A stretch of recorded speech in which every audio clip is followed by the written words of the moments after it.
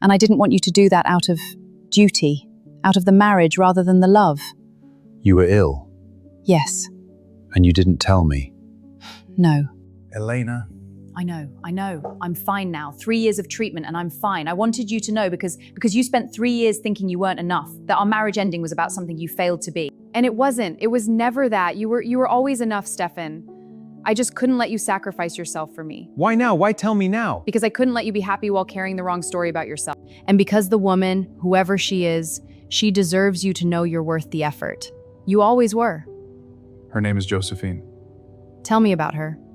It is 6:45 in the morning, and Josephine Adomensa has been sitting in the same seat at gate 42 for 40 minutes. Her flight to Paris is delayed by 90 minutes because of something to do with the ground crew that the announcement did not fully explain. She has a cappuccino she has stopped drinking, a novel she has stopped reading, and the particular stillness of a woman who has been alone long enough that she is no longer uncomfortable with it. She looks, as she always looks, like someone who has somewhere important to be and is in no particular hurry to get there. The man sits down 2 seats away. He is tall, slightly rumpled. He does not look at her. She does not look at him. This is a departure lounge. Nobody looks at anybody. Then his coffee tips. Oh, I am so sorry. Did it get your... No, just the seat. You've ruined the seat, which I'm sure it deserved. I don't know how that happened. It was just sitting there. Coffees do that. They wait for the right moment. I'll find someone to clean it. Or I should... Sit down. It's just coffee. Where are you going? Paris. You? Paris, first time alone. First time in Paris or first time alone? First time alone anywhere. My husband died 18 months ago. I'm sorry. So am I. My name is Stefan. I spill coffee on people. Josephine, I let them. You taught literature for how long? 32 years. Oxford, I retired in June. And now you go to Paris alone. And now I go to Paris alone. What does an architect do in Paris? I'm consulting on a renovation in the Marais. An old hotel. They want to restore the original facade but modernize everything behind it. It is, as most things in architecture are, a metaphor. A metaphor for what? For the question of how much of the original you keep and how much you allow to become something new. I think about this question more than is probably healthy. Are we still talking about the hotel? Probably not entirely. Paris, boarding now.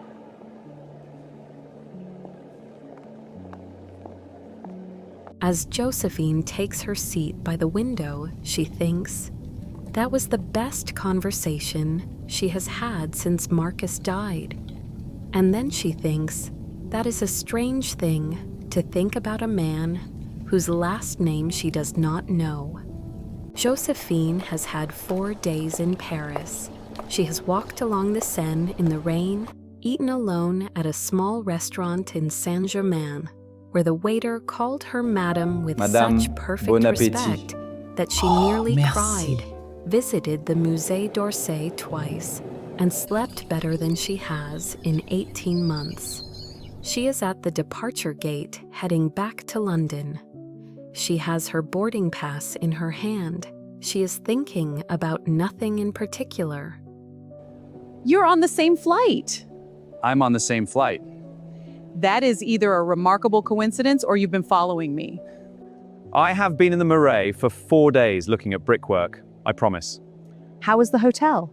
Beautiful, complicated. They want to change more than they think they do. How was Paris?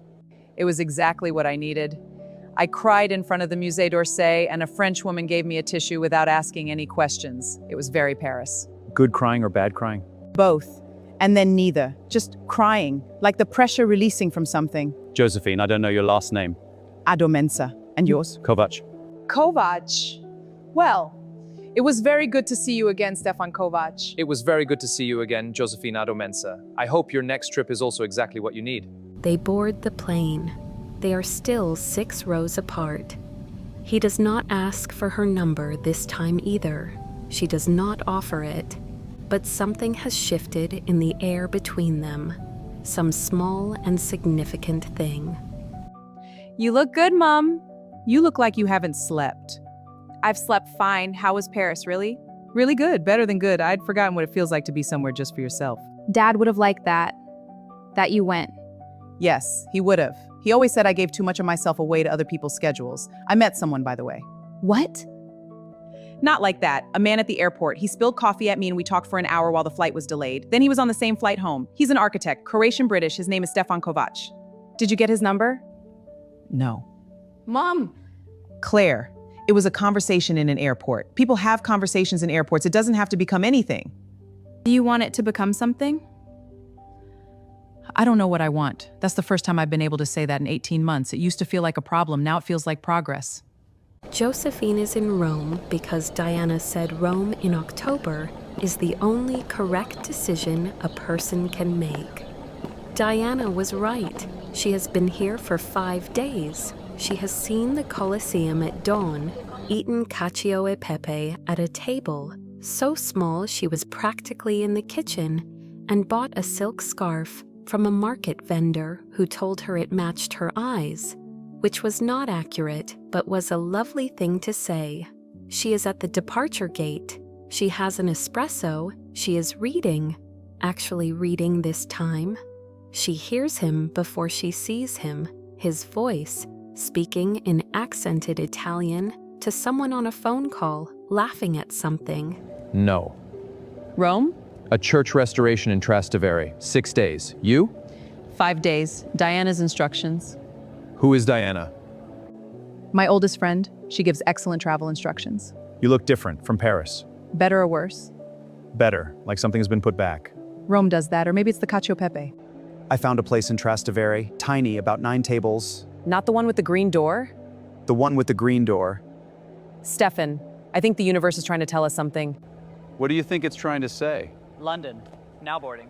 I think it's trying to say we should exchange numbers before we end up at the same gate in a third city and start frightening each other. Good idea. Okay. They text. Not constantly. They are both too old and too private for that. But regularly, he sends her a photograph of a medieval arch he found in a back street in Southwark. She sends him a passage from a novel she is rereading. He replies with a question about the novel that takes her 20 minutes to answer properly. She finds this unexpectedly satisfying. He asks her to dinner. She says yes before she finishes reading the message. Then she calls Diana. What happened? Why do you assume something happened? Because you only call in the afternoon when something has happened. He asked me to dinner. Stefan the architect? Stefan the architect. I knew it. Rome always works. What are you wearing? I haven't even told him yes yet. Josephine, you called me. You already said yes. What are you wearing? Something that makes me feel like myself. Which I'm still working out what that is. Then wear the red dress, the silk one. It's been waiting long enough.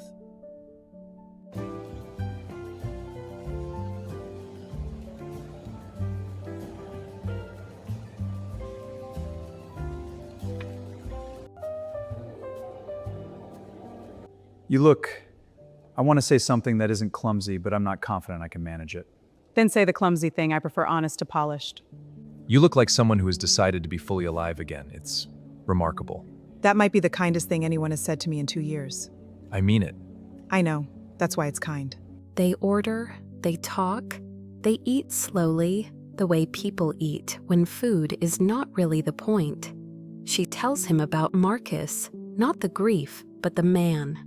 The way he made her feel for 31 years, like the most interesting person in every room. Stefan listens the way good listeners do, not waiting for his turn to speak, actually listening. He tells her about his marriage, about Elena, who was brilliant and funny, and who became, over 22 years, a woman he loved like a sister and could no longer be married to. No villain, no drama, just two people who wanted different things and were honest enough to say so. Do you miss her? I miss what we were when we were good. I don't miss pretending we still were. That's honest. You asked an honest question. I would like to do this again. Yes? I'll text you. You'd better.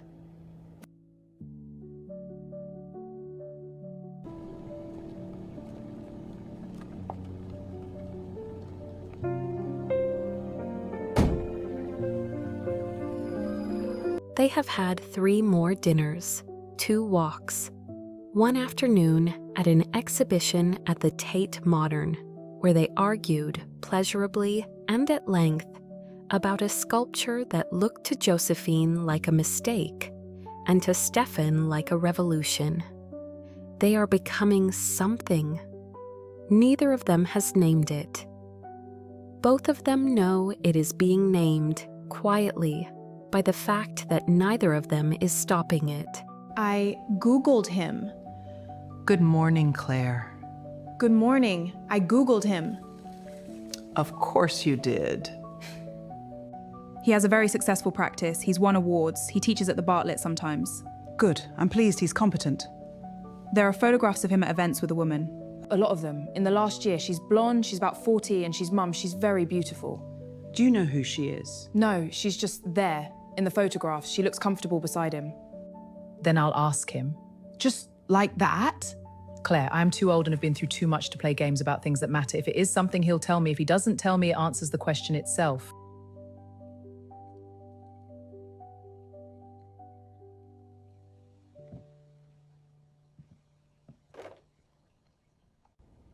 There are photographs of you at events with a woman. In the last year, who is she? Her name is Nina. She's a client. She commissioned a house in Hampstead 2 years ago. After it was finished, she wanted to stay in contact. She came to several events. I liked her. I thought I took her to dinner twice. After the second dinner, I realized I was trying to feel something I didn't feel. I haven't seen her in 5 months. Is that the whole truth?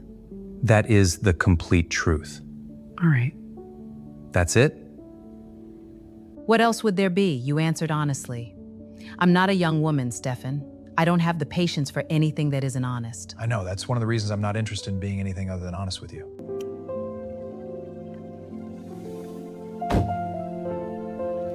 Who is she? What? In the last month, you have mentioned a woman named Josephine in 3 separate phone calls without appearing to notice you were doing it. Who is she? She is someone I met at an airport. We keep running into each other. People don't keep running into each other. That's a story people tell when they don't want to admit they're looking. She's a retired professor. Her husband died almost 2 years ago. Luca, she's unlike anyone I've met. She says exactly what she thinks. She's funny in a very dry, very precise way. Dad? What? You're in trouble. I know. Good trouble or bad trouble? Good, I think good. I haven't been sure of that in a long time. Then stop talking to me and call her. I have a project in Florence, a private residence on the hill above the city. The client wants something that belongs to the landscape. I have been thinking about Florence. Come. I was going to anyway. I know. But come. They plan their trips to coincide. They are not hiding this from anyone. Josephine tells Claire, who reacts with a complicated expression that contains both happiness and terror. Stefan tells Luca, who says, finally, in Dutch. They stay in different hotels. This is not discussed. It simply is, because they are 2 adults who have not yet arrived at the place where they don't stay in different hotels. On the second evening, they are walking along the Arno at dusk, Florence gold and rose above them, the river dark below. And Stefan stops. I need to tell you something. And I don't know how you'll receive it. Tell me. Elena called me last week, my ex-wife. And? She told me, she said she has been hearing from mutual friends that I seem happy, happier than I have been in years.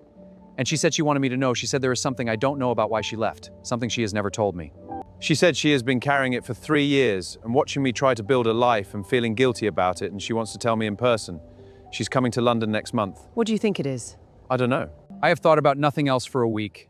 I am telling you because you are the person I tell things to now. And because whatever she says is going to be significant, and I don't want you to be surprised by it affecting me. Stefan, whatever she tells you, it will be a part of your story that you didn't know. That's always complicated. Are you afraid of what it might be? Yes. Good. That means you know it matters.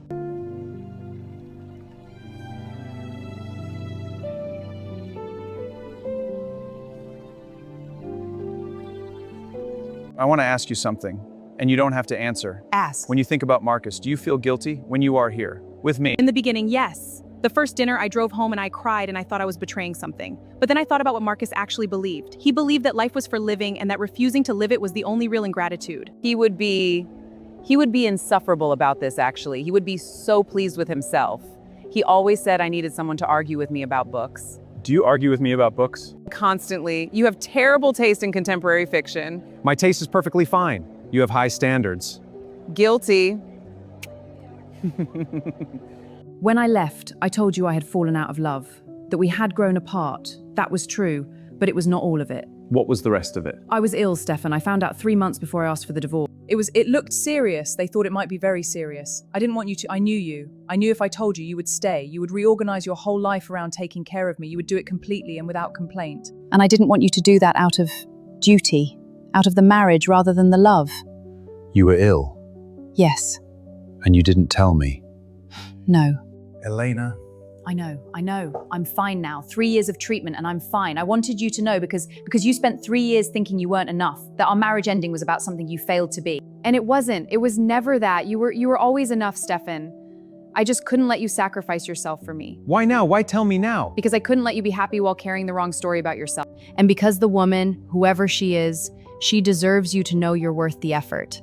You always were. Her name is Josephine. Tell me about her. Hello? He tells her everything. Elena's illness, the real reason for the divorce, the 3 years of carrying the wrong story.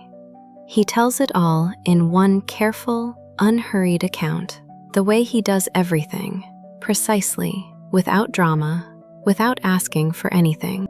How are you? I don't know yet. I think relieved and angry and sad for her and sad for myself, and also what? also grateful. Because if she hadn't left, if it had continued the way it was, I would not have been at that gate at Heathrow on that morning.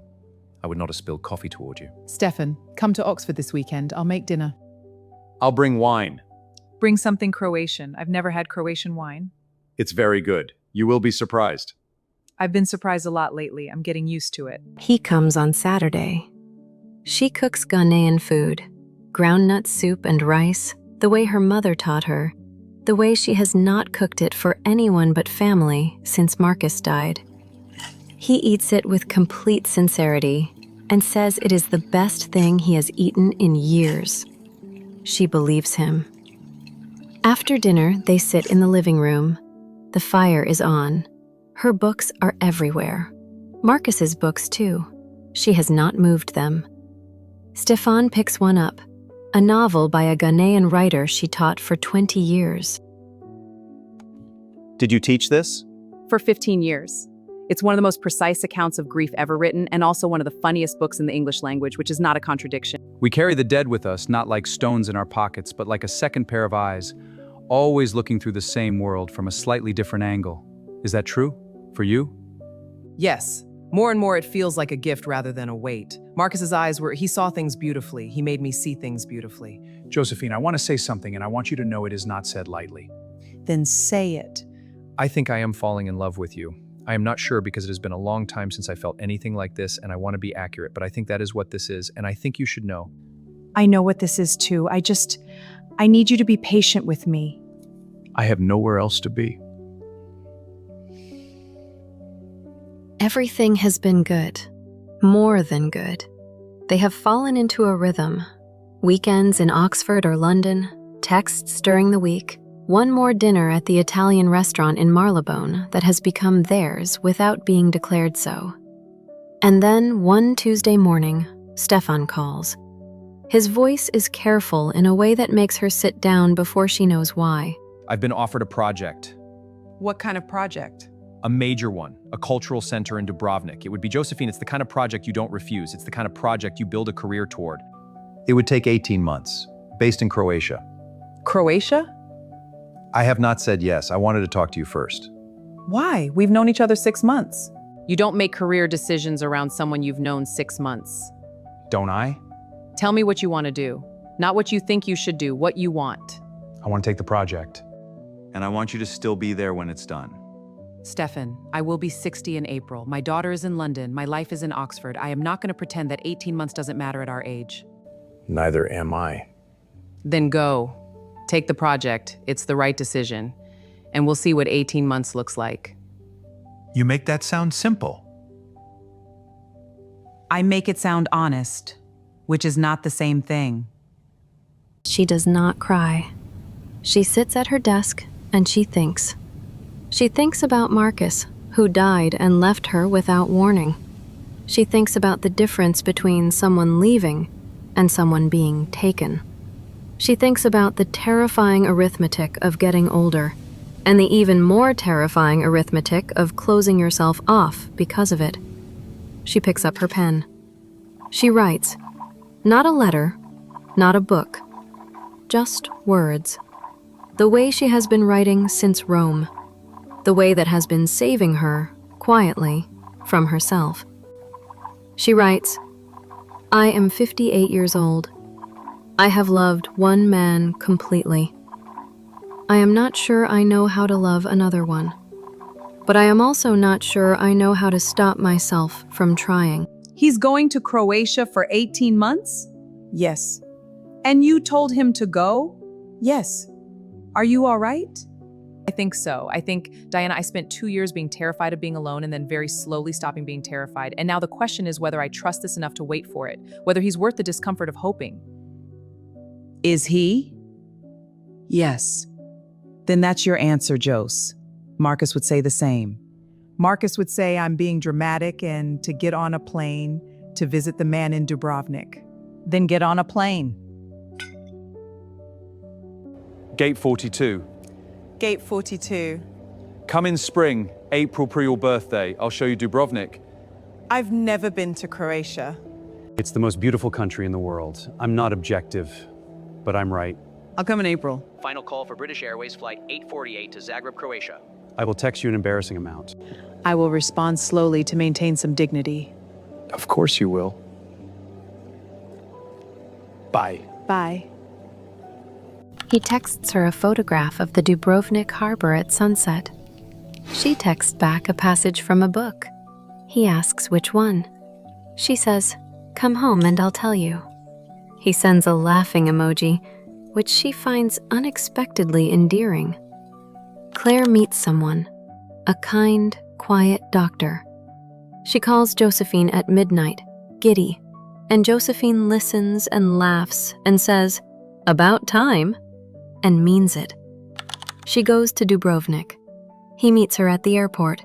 He has flowers, which she does not expect, and the wide open face of a man who has been waiting.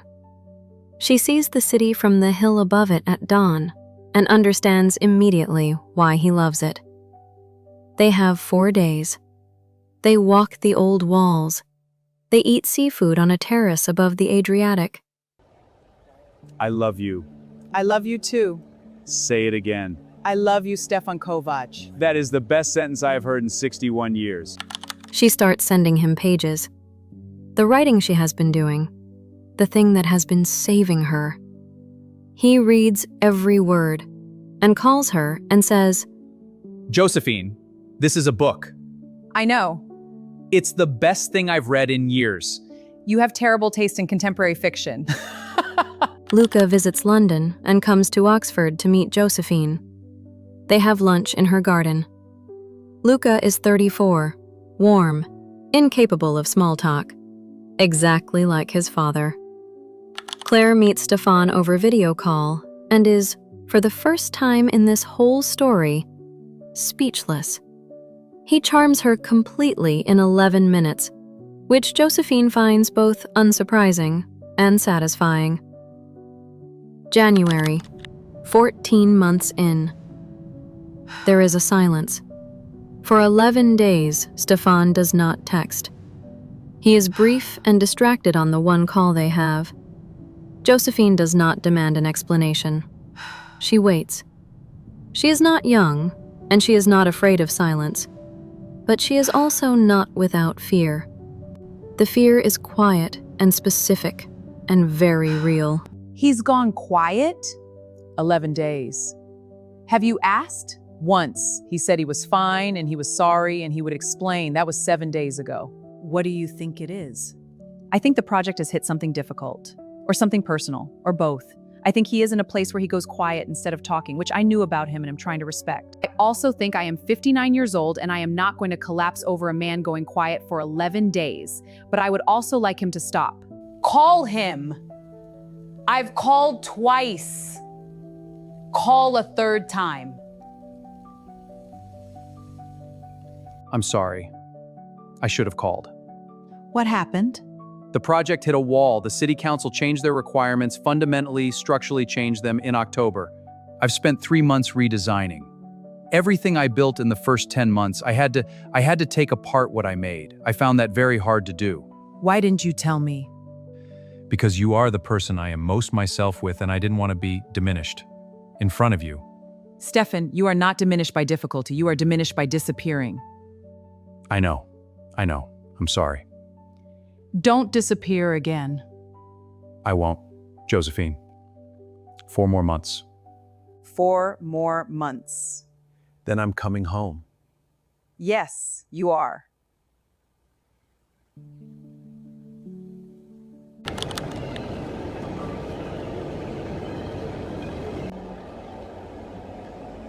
You came to the airport.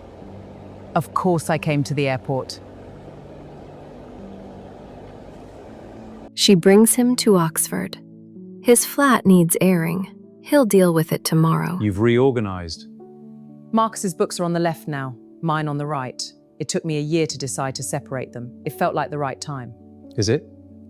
Yes, he is still here, in the books, in the way I see things, in Claire's face. He doesn't need to be mixed in with mine to be present. He's present, but there's also room now for new things. I want to ask you something. And I want you to know that I have thought about this for 18 months. Not obsessively, but consistently. In the way that things you're sure of sit quietly and don't go away. Ask. Not yet. When you're ready, no rush. I have nowhere else to be. Stefan, You don't have to. give me the weekend. I want to give you a proper answer, not a kitchen table on a Thursday answer. The weekend.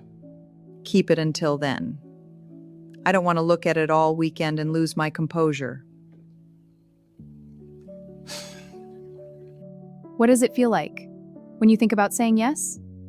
It feels like opening a window after a long winter, not dramatic, just air coming in. Mom. I know. Dad would. Dad would be so pleased with himself. He would say, I told you you'd be all right. And then he would lecture me about something entirely unrelated because that was his way. Be happy, Mom.